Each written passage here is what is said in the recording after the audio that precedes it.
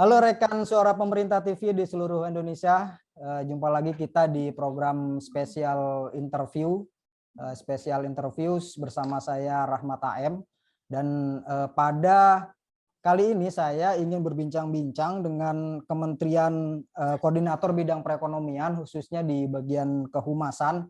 Yaitu kita ingin berbincang-bincang mengenai seperti apa sih humas di Kemenko, juga mungkin ada program-program nanti yang perlu disampaikan dari Kemenko. Dan saat ini saya sudah bersama Bapak Ferry Sufrianto. Beliau merupakan Kepala Bagian Humas dan Informasi Publik Kementerian Koordinator Bidang Perekonomian Republik Indonesia. Halo Pak Ferry.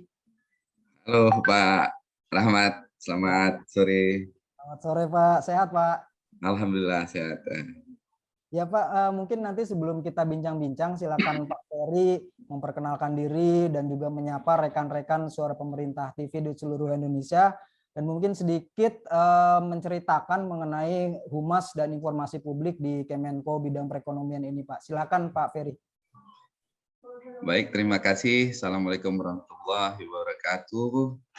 Jadi pada sore ini saya terima kasih mewakili Biro Klip ya, yang menaungi Humas dan Informasi Publik Kemenko Perekonomian, sudah diundang oleh teman-teman dari Suara Pemerintah. Selamat sore juga buat teman-teman semua yang dari Suara Pemerintah TV. Jadi izin perkenalkan diri, nama saya Ferry Sufrianto. Saat ini saya diamanahi untuk memegang jabatan sebagai Kepala Bagian Humas dan Informasi Publik. Terus terang ini baru saya emban mulai bulan Maret tahun 2021 ini. Jadi alhamdulillah ini udah bulan ke-9 dan dinamikanya begitu cepat mengingat kondisi pandemi yang memaksa kita untuk berperilaku merubah perilaku, sehingga ini menjadi salah satu poin yang menjadi tantangan buat teman-teman di Kemenko Perekonomian dalam hal mempublikasikan seluruh kebijakan. Itu Mas Rahmat ya. Saya panggil Mas ya, nggak apa-apa ya? Halo Pak, kita santai aja. Saya juga masih muda malah, biasa dipanggil Mas juga. Iya, kebetulan saya ada ubannya paling banyak. Siap.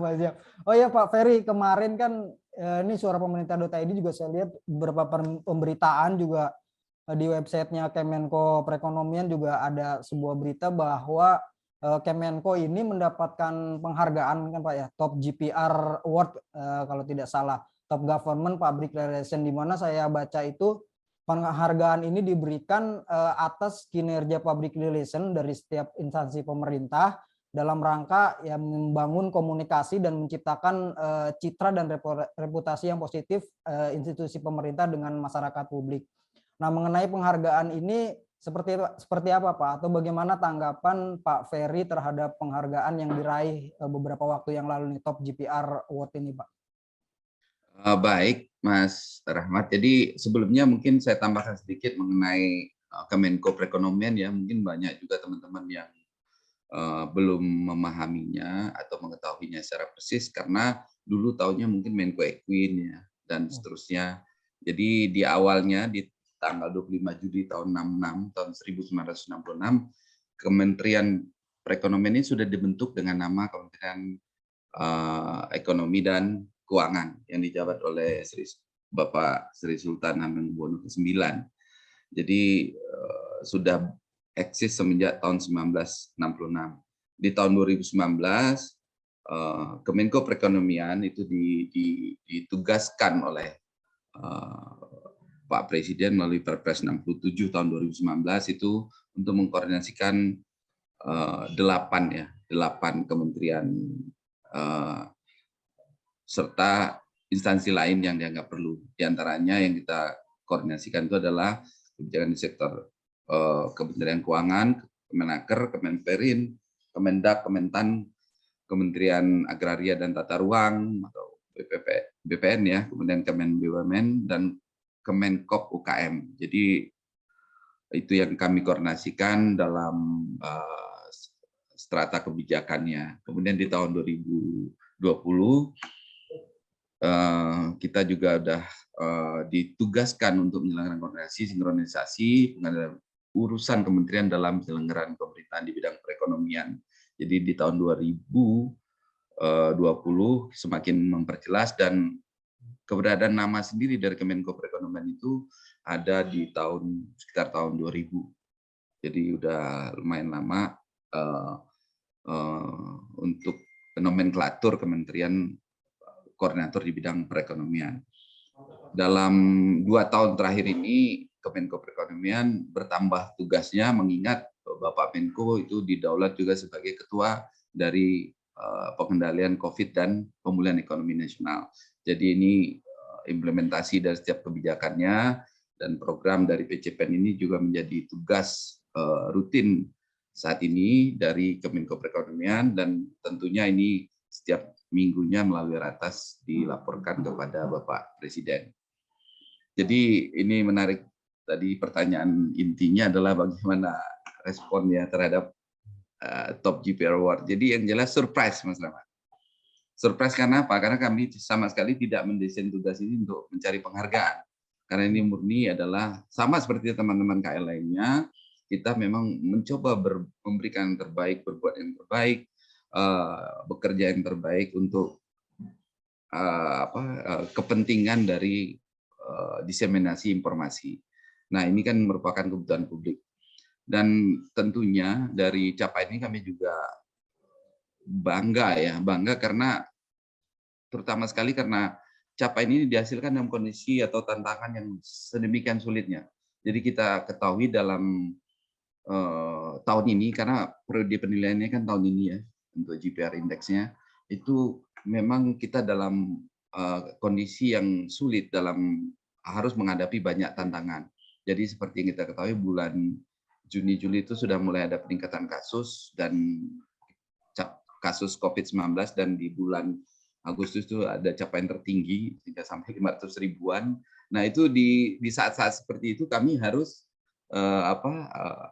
memberikan informasi secara akurat kepada publik, dan kami harus turun ke lapangan. Jadi bisa dibayangkan peliputannya itu dengan tentunya kegiatan Pak Menko sendiri, itu kita harus terjun langsung ke kantong-kantong kasus COVID-19 yang di level 4 waktu itu. Jadi ini tantangan tersendiri buat kami. Kemudian juga secara keorganisasian, Biro Klip ini baru dibentuk sekitar bulan September tahun 2020. Sehingga secara koordinasi juga hal baru, selamat.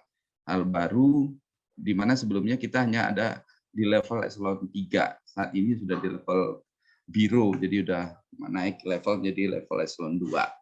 Nah, tentunya dengan organisasi baru ini, SDM kita juga masih baru, sehingga ini tantangan sendiri ini. Jadi perekrutannya juga masih baru, ada yang baru 2 bulan pada saat bulan Maret, ya rata-rata direkrut akhir 2020 dan awal 2021. Dan tentunya koordinasi juga menjadi hal yang harus kami kelola segera mungkin, sehingga kebanggaan muncul dari situ, Mas Rahmat. Alhamdulillah di tengah-tengah kesulitan ini kami masih diberi apresiasi gitu dari teman-teman Suara Pemerintah dan GPR Institute. Kemudian penghargaan ini juga alhamdulillah menurut kami adalah akumulasi dari seluruh kerja yang kami lakukan, baik dari pengembangan values-nya, visi, misi, dan strategi, serta sasaran strategisnya, karena tujuan akhir dari pengelolaan berita di Kemenko Perekonomian seperti yang sudah kami rumuskan itu adalah untuk menjadikan Kemenko Perekonomian sebagai referensi utama dari pemberitaan kebijakan perekonomian Indonesia. Jadi seluruh kebijakan perekonomian Indonesia itu kami inginnya referensi utamanya adalah Kemenko Perekonomian. Jadi kebutuhan terhadap informasi itu baik dari kalangan akademisi, dari kalangan pemerintahan daerah, dari kalangan negara-negara investor dan seterusnya. Itu memang menurut kami itu yang harus kami raih sehingga kami dapat menjadi referensi utama tadi. Kemudian selanjutnya penghargaan ini menurut kami sangat clear ya, sangat memicu standar baru dalam GPR ya, bagi GPR dalam kehumasan pemerintah. Karena mau tidak mau kita harus akui ada beberapa pemberitaan, bahkan dari Bapak Presiden sendiri seingat saya, itu menyatakan bahwa memang komunikasi publik pemerintah ini tidak terlalu baik ya.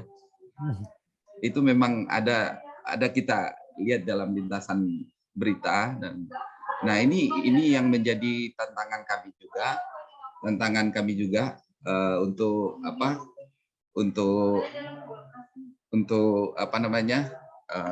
memberikan yang terbaik bagi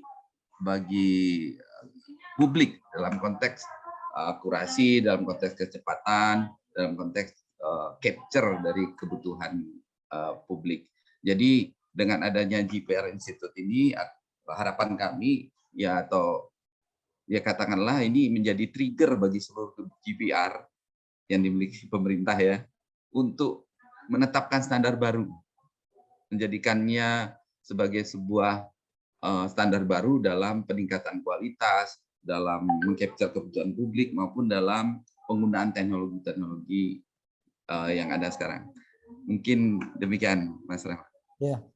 Ya memang kami juga sering beraudiensi gitu ya, sering diskusi dengan berbagai instansi, baik asosiasi yang terkait dengan kehumasan ataupun ya dengan instansi-instansi pemerintah mulai dari kementerian, bahwa kita menemukan satu poin permasalahan besar gitu kan, itu memang berada di kehumasan yang tidak berjalan, sehingga muncul banyaknya ya misinformasi, terus dan sebagainya, informasi yang tidak tersampaikan, sehingga program-program pemerintah pun terhambat.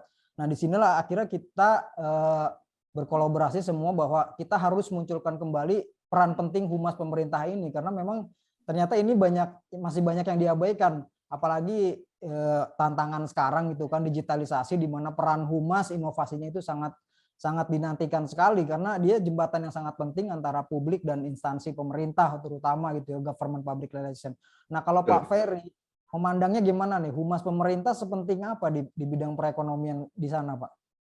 Saya pikir gak cuma di sektor perekonomian ya, seluruh sektor terkait dengan GPR ya, government public relation ini harus bagus, karena memang salah satu cara pandang kami di sini, kita harusnya di humas pemerintahan ini harus sudah bisa bertransformasi. Jadi transformasi tidak hanya sebagai unit yang mendiseminasi saja, tapi juga harus mampu menjadi unit yang mampu mengcapture kebutuhan publik. Jadi sederhananya saja mungkin Mas Ahmad, bahwa dari pemilihan vocab ya, kosakata saja itu menjadi penting buat kami. Karena memang kalau kita bicara terlalu teknis dengan bahasa teknis tentunya, ini akan menyulitkan orang untuk memahaminya.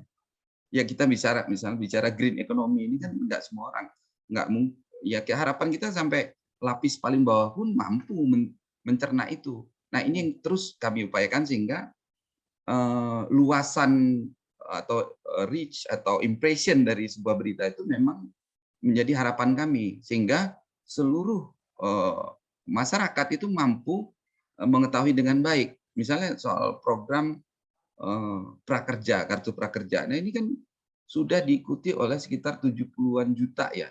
Seingat saya dengan data terakhir itu 70-an juta pendaftar. Walaupun yang masih terakomodir, saya kurang tahu, nggak bawa data teknisnya, tapi sekitar 9 atau 10 juta. Jadi ini kan potensi yang sangat luar biasa, artinya banyak masyarakat tuh butuh informasi. Tapi mungkin kalau kita kemas dalam bahasa yang teknis itu mungkin agak kesulitan, sehingga dari sisi penggunaan kosakata saja kita memang harus berhitung. Gitu. Nah, disinilah pentingnya kemampuan dari humas pemerintah untuk mencapture kebutuhan ini. Belum termasuk lagi hal-hal yang lebih luas, termasuk misalnya tadi pemilihan topiknya, konsistensi dari sebuah pemberitaan. Ini kan menjadi penting, karena yang mungkin Mas Rahmat dan teman-teman perlu ketahui, dinamika isu itu banyak sekali. Apalagi di Kemenko Perekonomian, kita mengelola isu yang luar biasa Iya. banyaknya. Dan itu selalu berubah ya. Artinya, nah konsistensi isu inilah yang harus menjadi perhatian dari humas pemerintah. Sehingga pengelolaannya itu menjadi lebih terstruktur. Jadi tidak hanya oh ada berita langsung kita siarkan, ada berita enggak semacam itu saja, tapi juga kita harus sampaikan ke publik bahwa ini kebijakannya sudah berjalan dan memang dapat dimanfaatkan. Salah satu contoh lagi adalah misalnya mengenai vokasi, di mana ada super deductive tax yang diberikan ke setiap perusahaan untuk menampung lulusan-lulusan sekolah yang sudah didesain untuk kebutuhan pekerjaan. Nah, mungkin informasi ini kan sangat terbatas. Tapi kalau sudah publik ketahui dari mulai sejak kebijakan, tentu akan memudahkan publik atau masyarakat untuk mencarinya di Kementerian Teknis. Nah, ini yang menjadi pemikiran kami bahwa humas pemerintahan itu harus selalu berkembang, harus dinamis, dan tentunya harus menjadi bagian dari kebutuhan publik. Jadi tidak hanya menjadi arahan dari pimpinan lembaga atau KL gitu. Kira-kira demikian, Mas Rahmat. Iya Pak, kalau saya kemarin kan juga sedikit saya meriset dari KKP, Kementerian Kelautan dan Perikanan juga di Kementan. Itu saya lihat sangat berbeda ya dengan beberapa tahun lalu, lebih berwarna, bahkan mereka sudah mulai merambah ke TikTok juga gitu ya. Iya, iya, iya, iya. Ya dengan konten-konten yang kayaknya nih kok anak muda banget sih gitu kan. Karena apa namanya merubah pandangan saya ketika Kementan itu kan ya ibaratnya kayak kalau kita anak-anak muda sekarang famous-nya nih old school banget nih orang-orang Betul. dulu. Tapi Nah, saya lihat KKP ini udah kekinian banget saya lihat gitu kan ada ya dengan berbagai konten-konten kreatifnya yang luar biasa gitu. Nah, kalau di Kemenko sendiri sampai ke situ nggak Pak untuk coba membuat ya menjalin hubungan komunikasi publik dengan masyarakat supaya lebih dekat dan seperti tadi kata Pak Ferry betul sekali dari segi teks gitu ya banyak sekali kalau saya baca gitu ya rilis dari beberapa kementerian itu yang sulit dipahami justru berbicara perkembangan ekonomi lah skala global apa dan sebagainya itu masyarakat sebenarnya tidak terlalu membutuhkan itu masyarakat cuma ingin gimana caranya supaya ya apa namanya informasi-informasi tentang terkait dengan kesejahteraan perekonomian mereka itu bisa dimengerti gitu. Gimana nih Pak Ferry lihatnya nih? nah, ini sepakat sekali nih, Mas Rahmat. Jadi memang dominasi dari generasi Y, ya kaum milenial dan generasi Z ini sangat sangat kentara dalam 5 tahun terakhir ini ya. Jadi di mana ada perubahan juga penetrasi internet kita itu sudah cukup dahsyat. Jadi sekitar kalau saya nggak salah itu di angka 76%. Jadi penggunaan media digital itu penetrasi internetnya di 76% dan akhirnya menyebabkan banyak sekali penggunaan yang terkait dengan Internet of Things ya.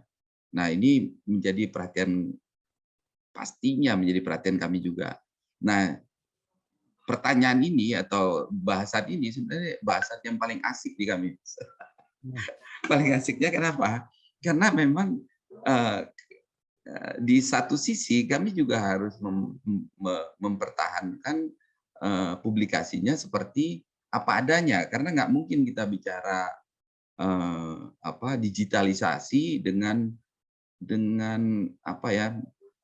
memilih kosakata yang terlalu tidak mencerminkan, misalnya dengan bahasa pergaulan gitu kan nggak bisa.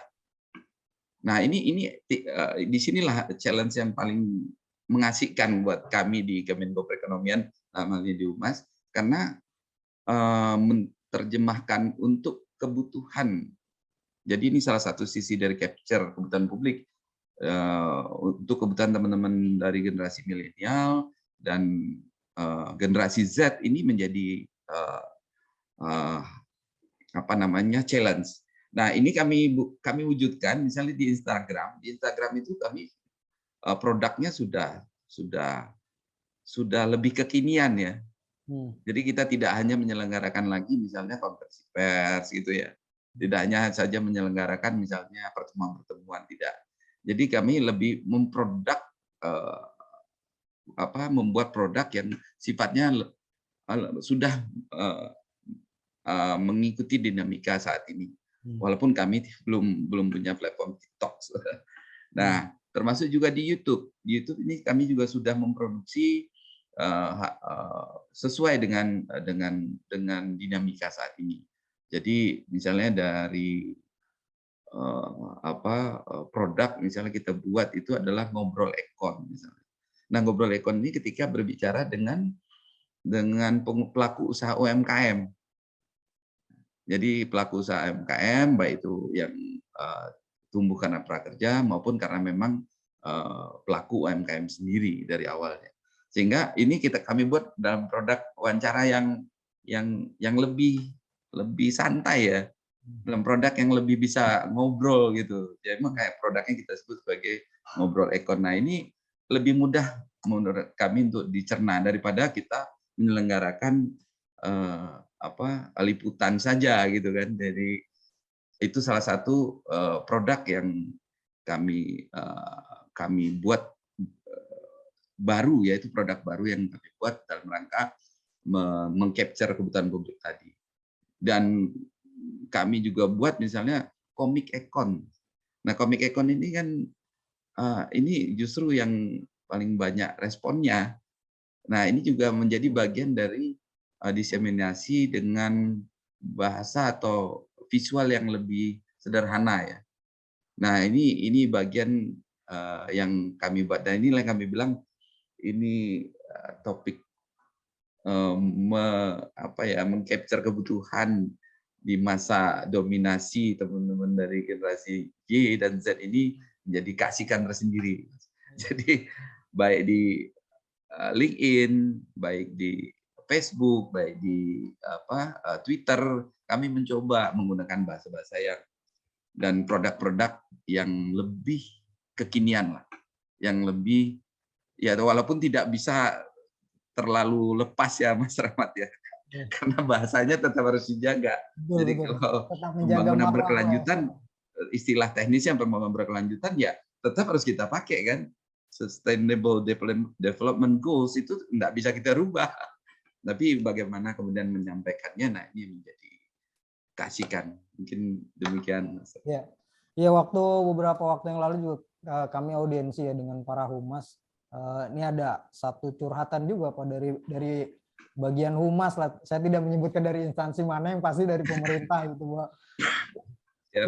Kita tidak, mereka merasa begini, curhatnya itu kayak nggak diberikan ruang gitu, ruang untuk berinovasi gitu kan. Mereka ingin juga gitu kan, seperti kayak KP melihat banyak sekali konten-konten yang menarik gitu kan, kekinian dan sebagainya.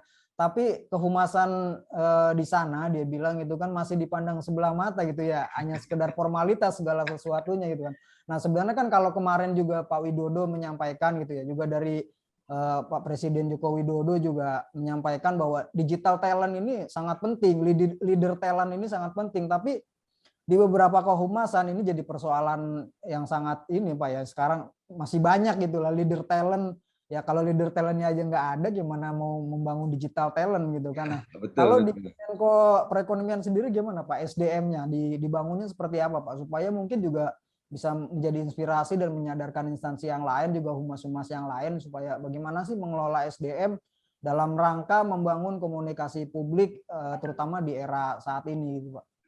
Ya, nah ini SDM itu kalau dalam sasaran pembangunan yang disampaikan oleh Pak Presiden itu merupakan hal yang sangat penting ya. Kalau saya nggak salah malah di urutan pertama itu.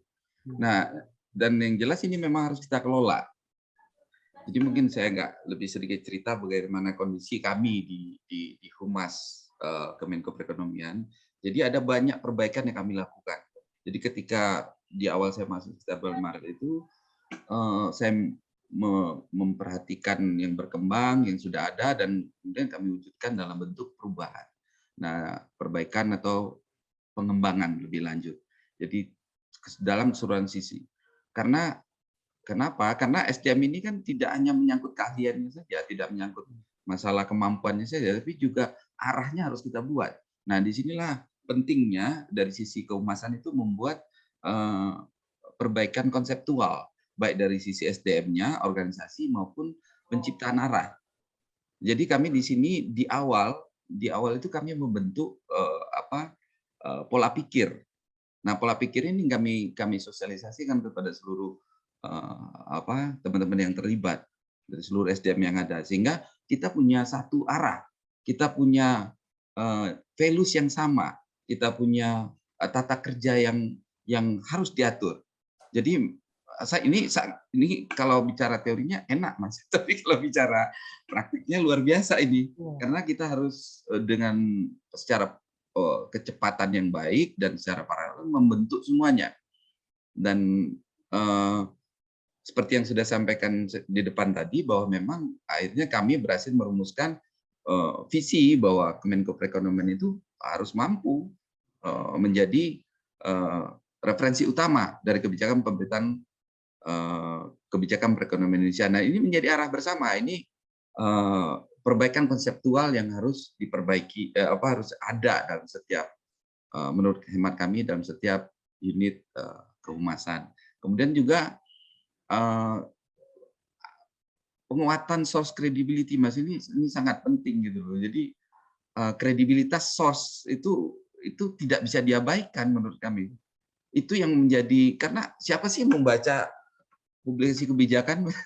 Saya tanya deh. Ini tingkat kesulitannya tinggi loh. Kalau kita bicara media darling, bad news is good news, itu is okay lah, tapi kan nggak bisa untuk skala humas kepemerintahan. Jadi apa yang harus diperkuat? Ya, kami perkuat, yang pertama kali kami perkuat adalah source credibility.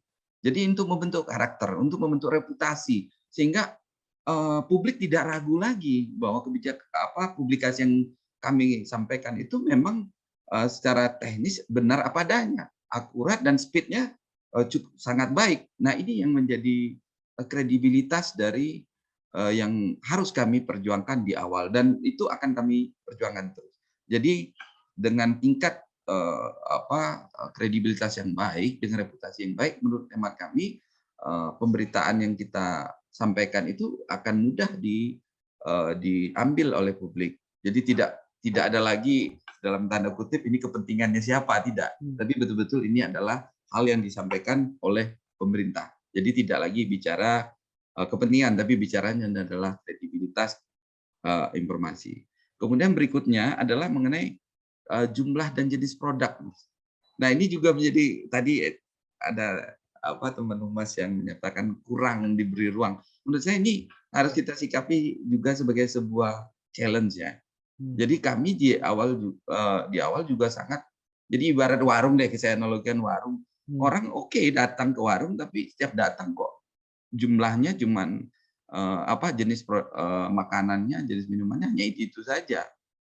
Ya kan? Kali pertama, kali kedua ya sama aja. Atau ketika mereka ingin memesan tidak bisa.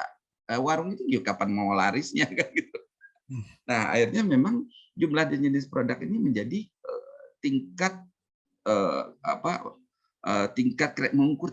diukur dari tingkat kreativitas.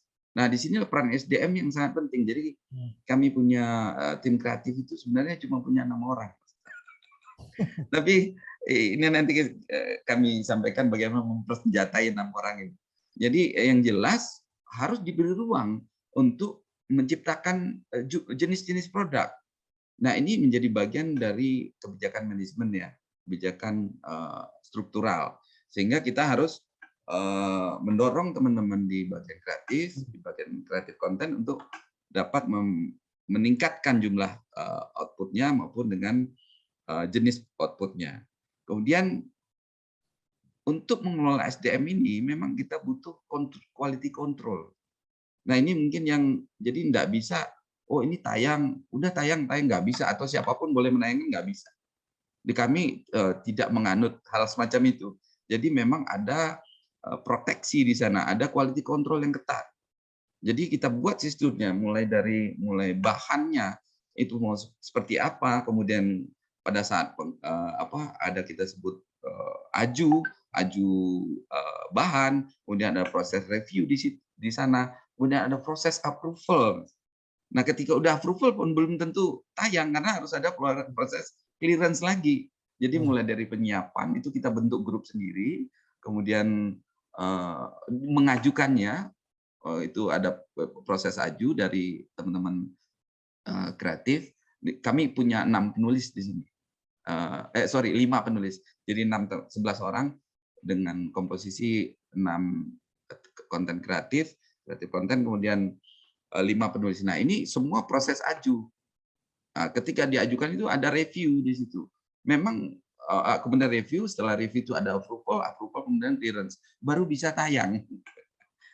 Nah, ini proses ini memang harus diselenggarakan untuk menjaga kualitas, untuk menjaga supaya tidak ada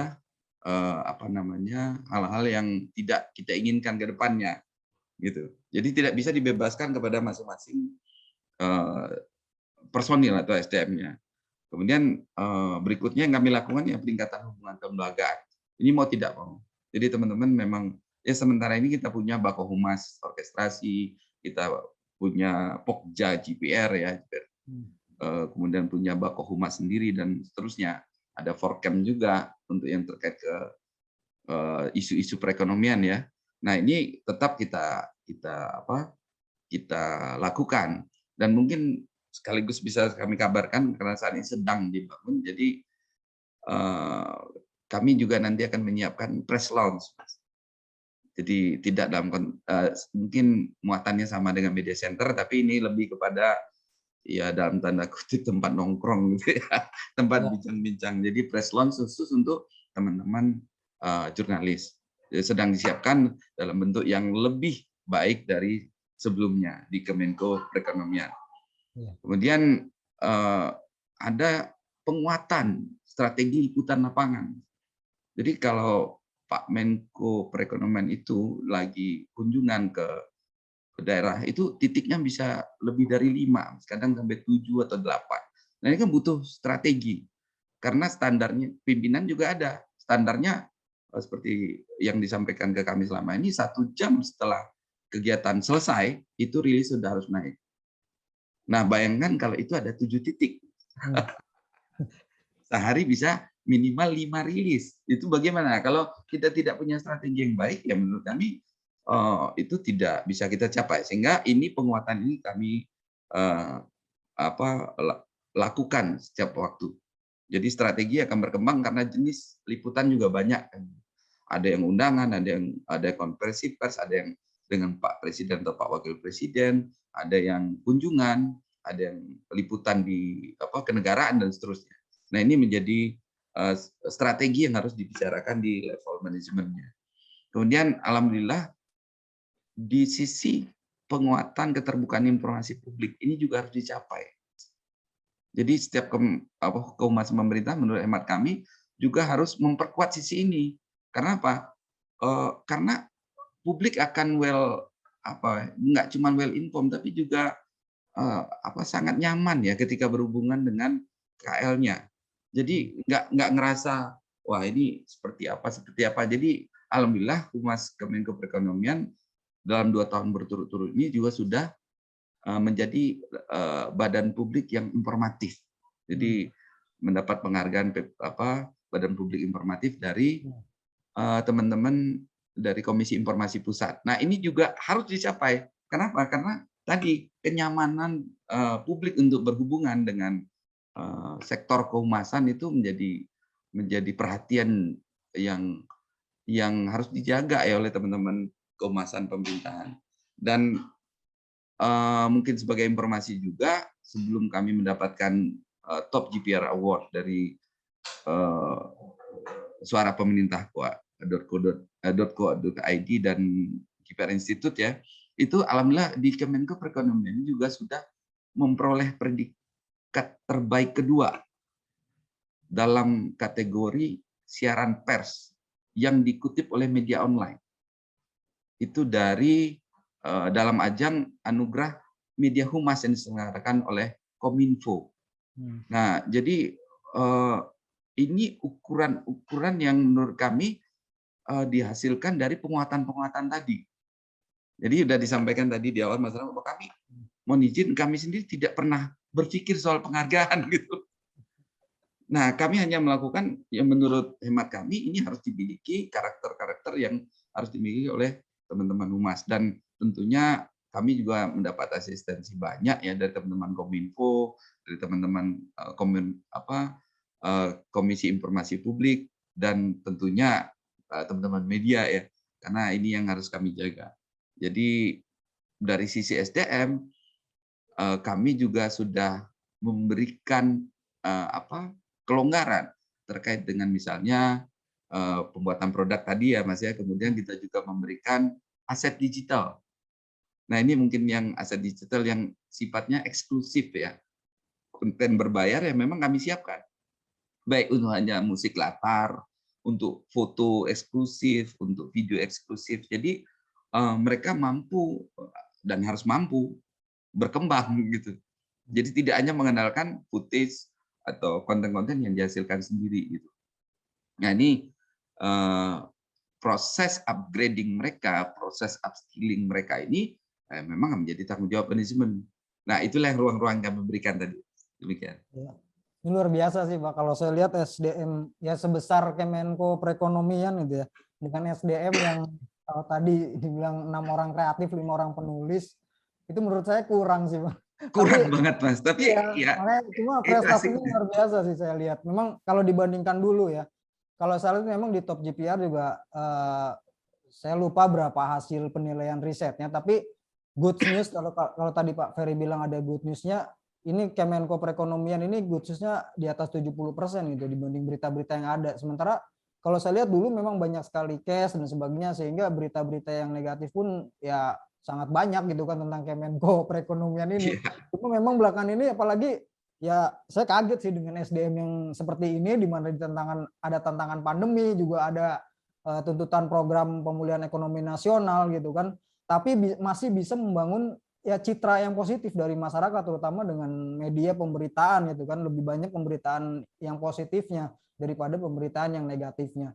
Nah, ini sebenarnya Pak Ferry, kalau dengan media massa itu ya maupun media massa mainstream maupun media massa yang lainnya, itu kalau dari Humas Kemenko Perekonomian ini seperti apa jalinan kerjasamanya?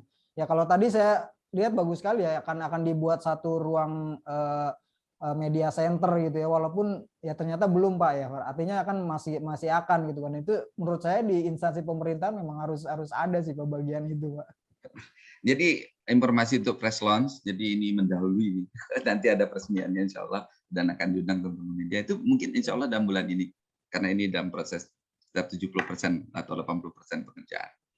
Jadi bagaimana hubungan kami dengan media di sini? Memang seperti ya kita ketahui bersama, di setiap KL itu kan tidak hanya humasnya saja yang bekerja dalam konteks kehumasan. Jadi setiap unit kedeputian, setiap komite atau unit yang diketuai oleh Pak Menteri atau Pak Menko, nah itu menjadi bagian utuh dari kehumasan. Jadi termasuk mungkin ada tenaga ahli ya komunikasi ya kan, kemudian ada juru bicara, itu bagian dari kehumasan yang dimiliki oleh pemerintah. Nah, ini yang selalu kami dorong untuk ikut bersama dalam mencapai visi itu. Jadi kita harus declare dulu, statement dulu, gitu kira-kira yang kami lakukan, sehingga seluruh komponen ini diharapkan dapat bergerak ke arah yang sama. Nah, dari kami sendiri, terutama dalam hal ini Birokraif, itu juga menyelenggarakan. Jadi misalnya kayak pertemuan Pempret ya, itu hampir semua dengan Pak Menko pernah juga kita selenggarakan. Kemudian dengan seluruh kementerian KL yang kami koordinasikan, itu juga sudah kami selenggarakan. Tapi tantangannya masih laten, Mas Rahmat, jadi keterbatasan anggaran. Jadi ini juga menjadi isu yang harus diperhatikan, sehingga kita tidak bisa secara rutin ya, rutin dalam waktu yang sangat singkat untuk bisa selalu mengadakan hal-hal semacam itu. Tapi dari sisi personal itu kami pastinya sudah juga menjalin banyak hubungan dengan teman-teman di KL, di universitas, di media dan seterusnya. Demikian Mas. Ya. Oke Pak, mungkin terakhir, tidak terakhir sih, mungkin nanti ada sedikit satu lagi gitu kan. Ini ya terkait dengan program perekonomian secara umum Pak ya, saya ingin tanya itu gitu kan. Soal kalau sekarang kan memang ya kita lagi digencarkan dengan ekonomi digital ya. Kalau memang saya baca juga beberapa Indonesia ini digadang-gadang akan menjadi ya singanya Asia Tenggara nih Pak dalam hal ekonomi digital karena perkembangannya yang luar biasa. Nah, kalau di Kemenko Perekonomian apa sih Pak program yang ingin saat ini sedang ingin dipublikasi supaya masyarakat tahu, baik itu ya terkait dengan ekonomi digital ataupun program-program yang lain Pak? Silakan Pak. Tadi di awal memang kita sudah sampaikan bahwa ada perubahan perilaku dari selama pandemi ini berlangsung. Jadi kita lebih banyak di rumah tapi menggunakan akses digital. Jadi hal ini juga terkait dengan program pemerintah yang disebut sebagai Making Indonesia 4.0. Jadi ini terkait dengan era industri 4.0 ini. Nah, dalam era ini sebenarnya yang terjadi adalah ya tidak hanya dituntut adanya entrepreneurship ya, tapi juga ada technopreneurship. Jadi kita tidak hanya sebagai orang yang menjual, tapi kita juga harus mampu menghasilkan produk. Nah, disinilah peran utama dari perekonomian digital. Nah, gimana kalau kita cuma hanya menjual produk yang sifatnya dihasilkan orang lain, ini kurang bernilai ya. Jadi perekonomian digital ini menuntut adanya daya saing yang tinggi. Nah, kenapa? Supaya ada nilai tambah dari sisi itu. Nah, program yang di Kementerian Perekonomian ini cukup banyak ya, mulai dari literasi digital dan seterusnya ini. Sebentar saya lihat. Nah, sebelumnya saya masuk ke ini nilai ekonomi digital, tadi sudah sempat disinggung sama Mas Ahmad bahwa di tahun 2020 ini meningkat 11% dari tahun 2019. Di mana ekonomi digital Indonesia pada tahun 2020 ya, itu mencapai 44 miliar US dollar. Dan ini diprediksi akan menyumbang 133 miliar dolar di tahun 2025. Jadi potensinya memang sangat luar biasa, dan di di ASEAN itu tahun 2025 sendiri itu diproyeksikan sekitar 153 miliar US dollar. Jadi penyumbang terbesarnya memang dari Indonesia. Diproyeksikan di tahun 2025 itu kita menyumbang 133 miliar US dollar. Nah, untuk potensi digital perekonomian digital ini atau digitalisasi ini, kita saat ini populasi yang menggunakan internet itu sekitar 180 juta dari jumlah penduduk kita. Kalau saya nggak salah sekitar 270-an juta ya. Itu yang menggunakan internet itu sudah sampai 67%-nya. Jadi ini potensi luar biasa dengan pengguna aktif internet itu 150 juta atau 56%. Nah, dari 56% ini, dari seluruh pengguna aktif ini menggunakan layanan online itu sebanyak 105 juta. Jadi ada 39%-nya menggunakan layanan online. Sementara untuk jangkauan wilayah yang tercover dengan sinyal seluler itu untuk yang 4G sendiri sudah 97,51%. Sementara kalau kita bicara 2G atau 3G udah di atas 95% juga. Sementara yang dikembangkan saat ini memang 4G malah mau ke 5G. Nah, ini menjadi perhatian pemerintah. Jadi tidak hanya Kemenko Perekonomian yang mau merepresentasi pemerintah, tapi seluruh unit pemerintah memang sudah mengantisipasi peluang yang ada di perekonomian digital. Berdasarkan arahan Pak Presiden itu ada 5 agenda percepatan transformasi digital nasional. Yang pertama itu perluasan akses dan peningkatan infrastruktur digital. Nah, ini ada penuntasan pembangunan infrastruktur internet berkecepatan tinggi di 12.548 desa dan kelurahan dengan 150 titik layanan publik. Nah, ini bagian dari perluasan akses dan peningkatan infrastruktur digital. Kemudian yang kedua adalah penyiapan roadmap transformasi digital di sektor strategis. Ini kita sudah sampaikan dari awal tadi bahwa setiap sektor pemerintahan, layanan publik dan seterusnya ini harus mampu menyediakan transformasi ini, sehingga perlu dibuatkan roadmap-nya. Kemudian ada percepatan integrasi pusat data dan data nasional. Nah, ini dalam kebijakan yang sekarang itu ada kebijakan yang disebut satu data. Nah, kebijakan satu data Indonesia ini yang harus kita percepat sebagai bagian dari integrasi data. Nah, kemudian tadi yang disampaikan oleh Mas Rahmat tadi, ini arahan keempat dari Bapak Presiden adalah penyiapan digital talent. Nah, ini program yang harus berkelanjutan dilakukan.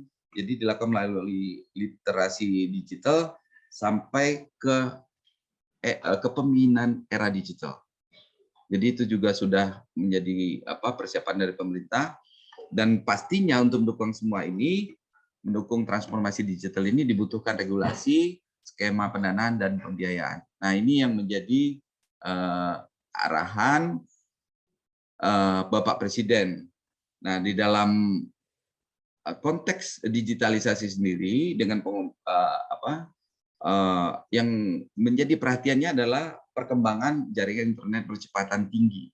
Jadi ada 5G sekarang, kemudian ada ya Internet of Things ya, IoT-nya ini menjadi bagian kita semua. Kemudian ada blockchain, ada artificial intelligence dan cloud computing.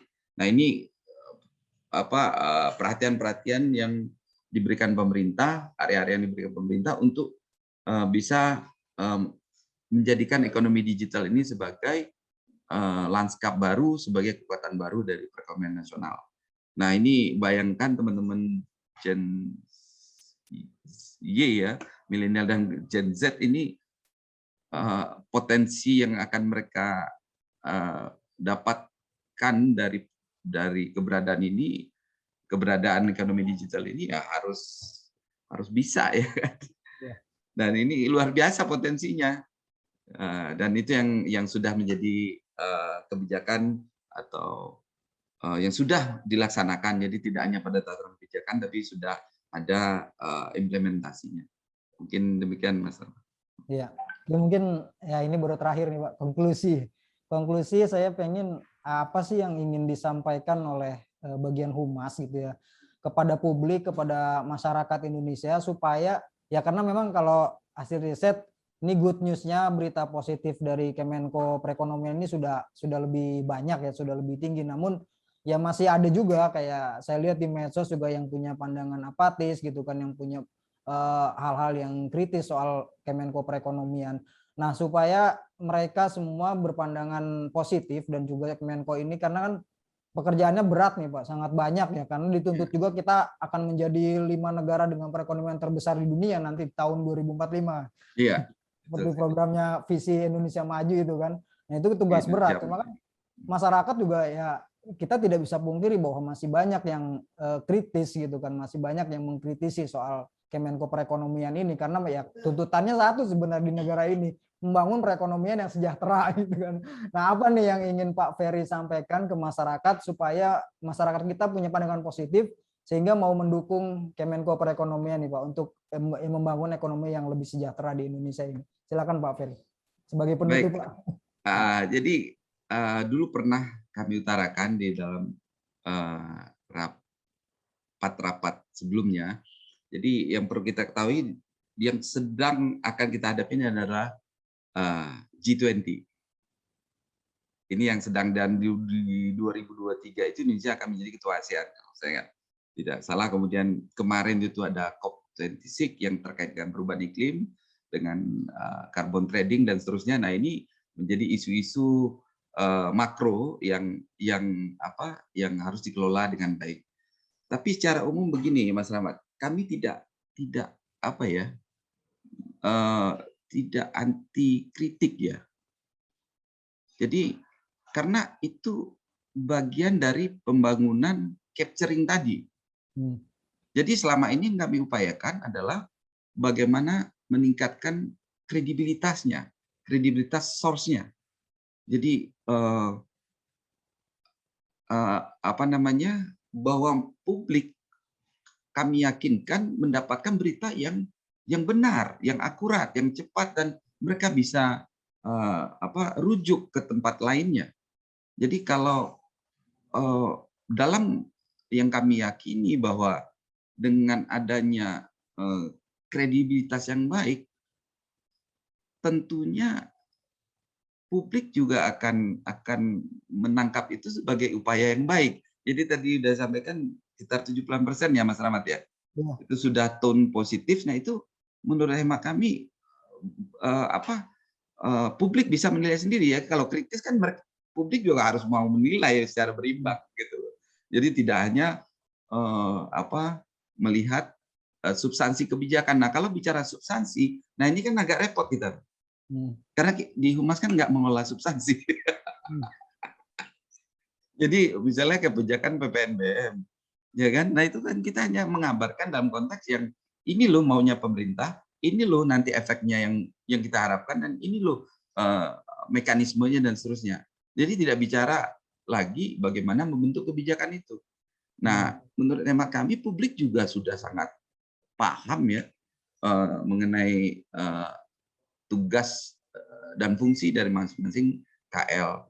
Jadi sekali lagi kami sangat terbuka dengan masukan, dengan kritik, dan alhamdulillah selama ini kami dapat berkoneksi dengan baik dengan publik, sehingga dengan pertama tadi kita menguatkan kredibilitas, kemudian kita kedua adalah mengcapture kepentingan publik, kebutuhan publik, sehingga tidak terjadi bias ya Mas. Kadang hoax ini kan bias saja dalam pemikiran.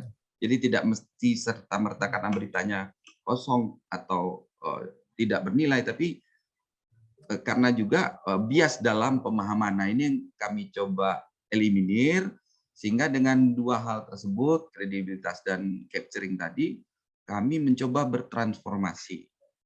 Nah transformasi inilah yang kami sebut sebagai arah dari visi tadi. Jadi bagaimana Kemenko Perekonomian bisa mengabarkan dengan cepat, dengan baik tadi, sehingga menjadi referensi utama dari pemberitaan kebijakan perekonomian nasional. Jadi kita jangan melihat, menurut hemat kami, jangan melihat kritik itu selalu dalam konteks untuk menyudutkan ya. Tapi kalau publik yang sudah kritis, dia mampu berimbang, Mas. Yakinlah. Pasti mereka akan berimbang. Oh iya, mereka akan menyatakan oh iya juga gitu. Oh iya ini penting. Oh iya ini bagus. Itu yang publik yang kritis. Beda dengan nyinyir ya Mas. Beda dengan yang, jadi kalau yang kritis ya akan berimbang, dan kita harus positive thinking soal itu. Jadi kami tidak pernah mengolah itu sebagai sebuah bagian terpisah, tapi menjadi bagian utuh dari visi misi kami. Demikian Mas Rahmat.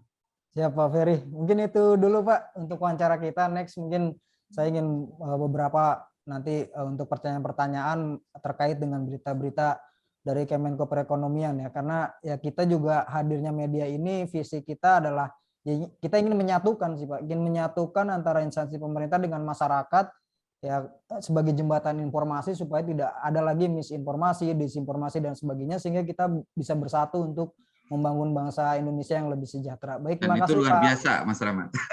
Siap. Luar biasa itu. Siap Pak Ferry Surfianto, terima kasih atas waktunya. Mudah-mudahan ini juga jadi inspirasi buat instansi humas pemerintah lainnya. Terima kasih Pak. Saya Rahmat Aim, pamit undur diri. Salam sehat, salam super.